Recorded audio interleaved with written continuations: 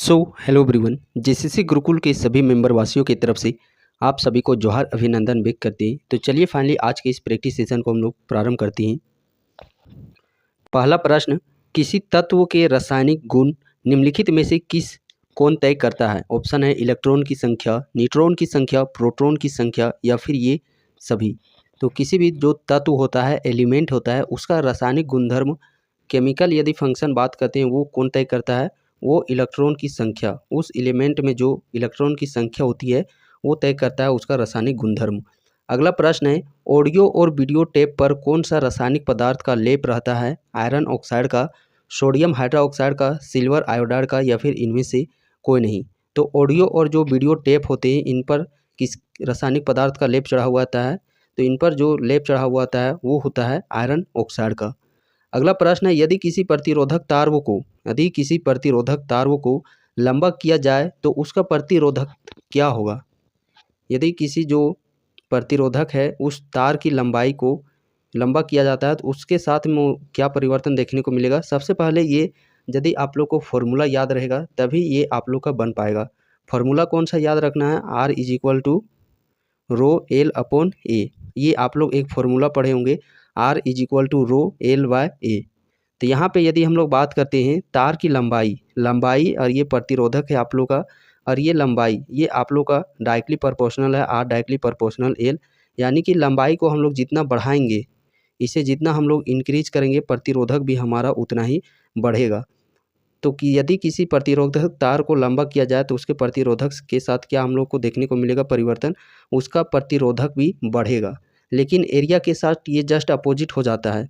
Area of cross section, यानी कि इस प्रकार ये तार की मोटाई है, इसका लंबाई जितना हम लोग बढ़ाते जाएंगे उसका प्रतिरोधक उतना ही बढ़ता चला जाएगा।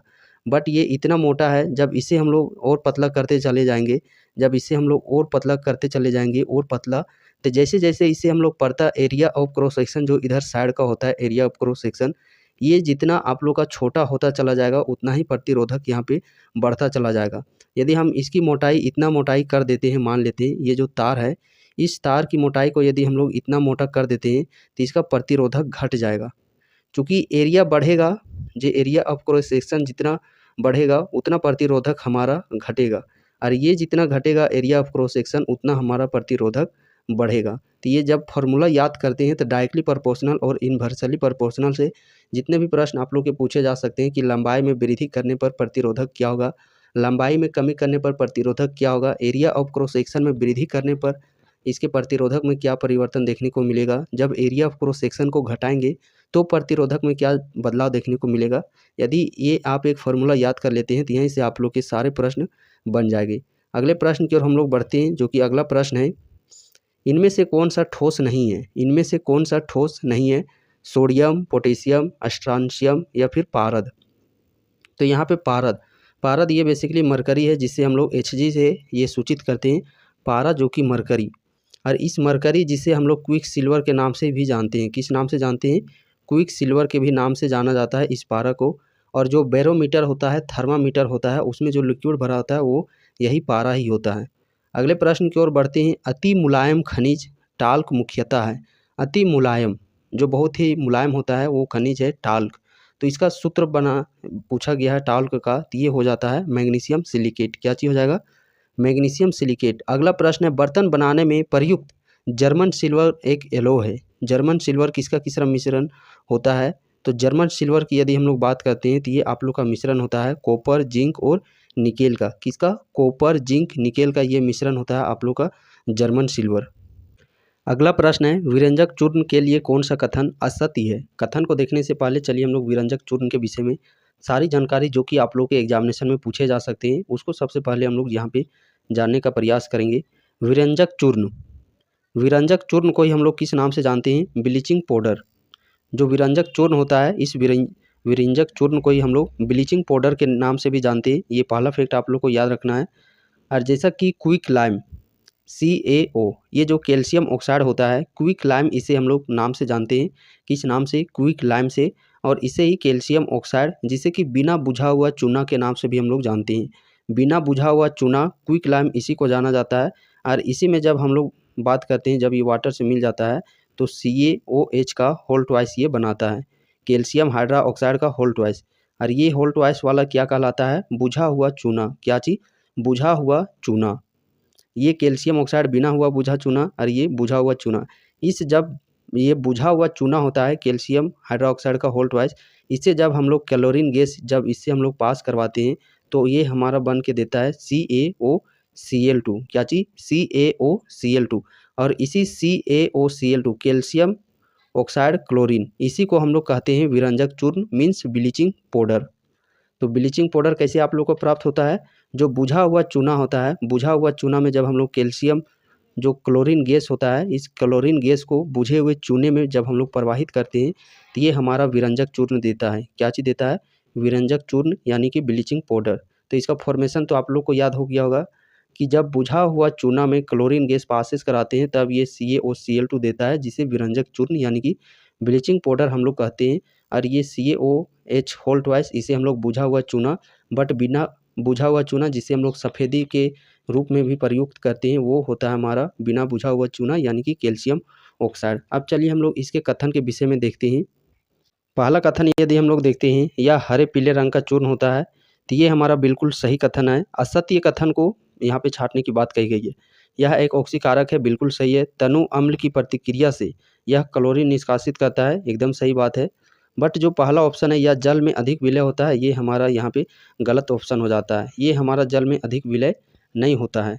अगले प्रश्न की ओर हम लोग बढ़ते हैं। अगला प्रश्न है, नाभिकीय रिएक्टरों में न्यूट्रॉन नियंत्रक के रूप में क्या प्रयुक्त किया जाता है? न्यूट्रॉन के नियंत्रक के रूप में, तो न्यूट्रॉन के नियंत्रक यानी कि स्नेहक के रूप में।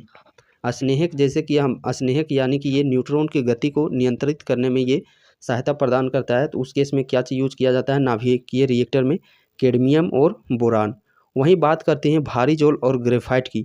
तो भारी जल और ग्रेफाइट ये मंदक के रूप में प्रयुक्त किए जाते हैं नाभिकीय रिएक्टर में। वहीं बात करते हैं यदि हम लोग सोडियम हो गया और पोटेशियम, ये आप लोग का इस नाभिकीय रिएक्टर में शीतलक के रूप में प्रयोग किया जाता है। किस रूप में? शीतलक के रूप में। और ये नाभिकीय रिएक्टर से ये तीनों प्रश्न काफ़ी बार पूछे गए हैं और काफ़ी इंपॉर्टेंट है एग्जाम के पॉइंट ऑफ व्यू से। जो न्यूट्रॉन नियंत्रक होता है, न्यूट्रॉन नियंत्रक स्नेहक के रूप में प्रयुक्त किया जाता है कैडमियम और बोरान को, और भारी जल और ग्रेफाइट को ये आप लोग का मंदक के रूप में प्रयुक्त किया जाता है, और सोडियम और पोटेशियम को शीतलक के रूप में प्रयुक्त किया जाता है। अगला प्रश्न हम लोग देखते हैं, लूनर कास्टिक का रासायनिक सूत्र होता है। लूनर कास्टिक का रासायनिक सूत्र होता है क्या जी? नाइट्रेट, सिल्वर नाइट्रेट यानी कि AgNO3। अगले प्रश्न की ओर हम लोग बढ़ते हैं, जो कि अगला प्रश्न हमारा है, नागासाकी पर संयुक्त राज्य अमेरिका द्वारा गिराए गए बम में किसका प्रयोग किया गया था? किसके द्वारा? नागासाकी में अमेरिका के द्वारा। तो सबसे पहले यहाँ पे यदि हम लोग बात करते हैं, सबसे पहले ये आप लोग का गिराया गया था हिरोशिमा में। कहाँ पे गिराया गया था? हिरोशिमा में गिराया गया था। इसे भी चलिए हम लोग यहाँ विस्तार पूर्वक देख लेते हैं। हिरोशिमा और नागासाकी में जो बम थे, उस बम में किसका प्रयुक्त किया गया था और ये कब गिराया गया था और उस बम के क्या नाम थे? सबसे पहले हिरोशिमा की जिक्र करते हैं। तो हिरोशिमा में कब गिराया गया था? हिरोशिमा में गिराया गया था 6 अगस्त 1945 ईस्वी को। कब? 6 अगस्त 1945 ईस्वी को, जहाँ पे यूरेनियम 235 गिराया गया था। हिरोशिमा की ये बात हो रही है। और उस बम का नाम था लिटिल बम। क्या चीज़ नाम था? लिटिल बम नाम था उस बम का। 6 अगस्त 1945 यूरेनियम 235 बम का नाम था लिटिल बम। इसके जस्ट हम लोग बात करते हैं 3 दिनों के बाद, यानी कि 9 अगस्त को। कब? 9 अगस्त 1945 को ये आप लोग का नागासाकी में गिराया गया। 9 अगस्त 1945 को नागासाकी में गिराया गया। और इसमें जो गिराया गया था वो गिराया गया था प्लूटोनियम 239 239 प्लूटोनियम गिराया गया था नागासाकी में। सबसे पहले 6 अगस्त को हिरोशिमा में यूरेनियम 235 जिस बम का नाम था लिटिल बम, उसके 3 दिन बाद 9 अगस्त 1945 को नागासाकी में, जिसमें कि प्लूटोनियम 239 गिराया गया था, और इस बम का नाम था फैटमैन। क्या चीज़ नाम था इस बम का? फैटमैन नाम था। तो यहाँ पे नागासाकी की बात हो रही है, तो नागासाकी में अभी हम लोगों ने देखा क्या चीज़ गिराया गया था? प्लूटोनियम। अगला प्रश्न है, निम्न में से किस पेड़ को अपनी वृद्धि के लिए सर्वाधिक मात्रा में जल की आवश्यकता होती है? बबूल, आम, अमरूद, यूकेलिप्टस। तो अधिक मात्रा में जल की आवश्यकता होती है यूकेलिप्टस। फलों के मीठे स्वाद का कारण होता है लैक्टोज, फ्रुक्टोज, मल्टोज या फिर राइबोज। तो फलों के मीठे का स्वाद का जो कारण होता है वो होता है फ्रक्टोज। 4D है। 2,4-D क्या है? कीटनाशक है, विस्फोटक है, खरपतवारनाशी है या फिर कवकनाशी है। तो यह एक प्रकार का आप लोग का खरपतवारनाशी है। क्या चीज़ है? खरपतवारनाशी। अगला प्रश्न देखते हैं, कोशिका विभाजन में मदद करने वाला पादप हार्मोन है। कोशिका विभाजन में मदद करने वाला जो पादप हार्मोन है वो कौन सा हार्मोन है? Abscisic acid, gibberellin hormone, cytokinin या फिर ऑक्सिन हार्मोन। तो वो यदि कोशिका विभाजन की यदि हम लोग बात करते हैं पादप में, तो कोशिका विभाजन इसके लिए उत्तरदायी है साइटोकाइनिन हार्मोन। कौन सा उत्तरदायी है? Cytokinin hormone. यहाँ पे यदि हम लोग जिबरेलिन हार्मोन की बात करते हैं तो ये आप लोग का लंबाई में वृद्धि करने का काम करता है इस हार्मोन के तहत। वही ऑक्सिन हार्मोन भी आप लोग का वृद्धि वाला ही हो गया। एब्सिसिक अम्ल की यदि बात करते हैं तो जो आप लोग का पत्ता का जो पीलापन हो जाता है और पीलापन होने के बाद जो पत्ते झड़ने लगते हैं वो एब्सिसिक अम्ल के कारण ही वो झड़ने लगती हैं। और जब यहाँ पे पादप की बात हो रही है तो पादप पौधों में आप लोग एक बात याद रखिएगा, जाइलम और फ्लोएम। जाइलम और फ्लोएम, जल जल का जो प्रवाह होता है वो जाइलम के द्वारा किया जाता है और फ्लोएम में जो कि आप लोग के खनिज पदार्थ होते हैं वो आप लोग के फ्लोएम के तहत संवहनीय किए जाते हैं।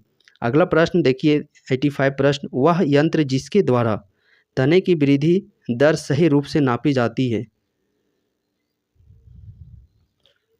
वह यंत्र जिसके द्वारा तने की वृद्धि दर सही रूप से नापी जाती है वो होता है, वो किसके जरिए नापा जाता है? ऑक्जेनोमीटर के तहत। किसके द्वारा? ऑक्जेनोमीटर के तहत। अगला प्रश्न है, निम्नलिखित में से कौन सी बायोडीजल की फसल है? बायोडीजल की फसल कौन सा है? कपास, गन्ना, आलू या फिर जेट्रोफा। तो ये आप लोग को ऑप्शन एलिमिनेट वाला प्रश्न हो गया। कपास के साथ तो ऐसा कुछ आप लोग सुने नहीं होंगे, गन्ना के साथ भी नहीं सुने होंगे, कपास के साथ भी नहीं सुनेंगे। बायोडीजल का बात हो रहा है तो इस प्रश्न का सही आंसर हो जाएगा जेट्रोफा। अगला प्रश्न है, वन्यजीव सुरक्षा अधिनियम पारित किया गया। वन्यजीव ये सुरक्षा अधिनियम है, ये कब पारित किया गया?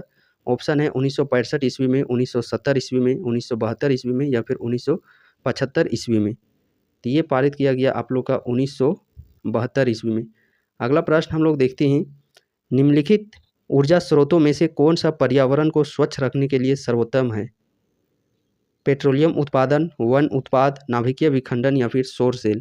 तो इस प्रश्न का सही आंसर हो जाएगा ऑप्शन नंबर डी, सौर सेल। अगला प्रश्न है, निम्नलिखित में से कौन प्रदूषक संकेतिक पौधा है? शैवाल, कवक, लाइकेन या फिर फर्न। तो प्रदूषित संकेतिक ये जो आप लोग का पौधा है वो पौधा है लाइकेन पौधा। कौन सा पौधा? लाइकेन। और ये किसकी किसके बीच की कड़ी है? तो शैवाल और कवक के बीच की कड़ी को ही हम लोग लाइकेन के नाम से जानती हैं। अगला प्रश्न है, जैव विविधता का सबसे महत्वपूर्ण पहलू है। जैव विविधता का सबसे महत्वपूर्ण पहलू भोजन, औषधि, औद्योगिक उपयोग या फिर पारिस्थितिकी तंत्र का निर्वहन। तो जैव विविधता का जो सबसे महत्वपूर्ण पहलू है वो है पारिस्थितिकी तंत्र का निर्वहन।